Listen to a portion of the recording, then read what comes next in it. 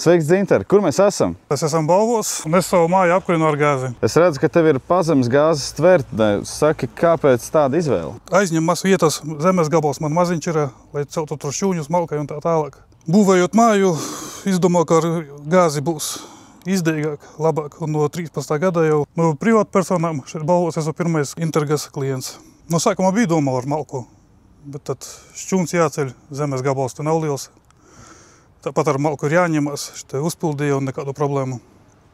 Nekas nav jādara. Saka, ar šo tvertnes tilpumu pietiek visai sezonai?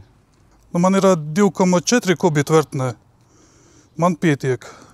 Par cik siltās grīdas mājā jaunā, siltinātā. Šeit ir temperatūras devējs. Uz doto momentu 23 grādi ir. Iestādi temperatūru, kādu vajag, kādu gribi. Plus pusgrāds nokrītās. Katls palaižās. Piemēram, 21,5 uzliks, 22 grādi temperatūra paceļās, katls izslēdzās. Ka guļat neko te nedzirdi, ka stāja pie katla var dzirdēt ventilatoru, ka turbo ventilators tas griežās. Nu, minimāli. Bet tāpat laikā aizņem maz vietas, tīrs, nav kā pelni jānes un tā tālāk. Esmu ļoti apmierināts. Vieni plusi. Vienīgais mīnus te visai ir, kad uz sitiena vajag summu, kad gāzi ir jāpilda. Tā tikai plusi. Nekas nav jādara.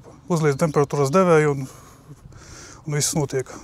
Ar jaunajām tehnoloģijām var caur telefona aplikāciju taisīt visādas tur. Tad paldies tev, Dzinter, par veiksmīgu sadarbību un cerams, ka šī sadarbība turpināsies, ja ne tāda pati, bet vēl labāk.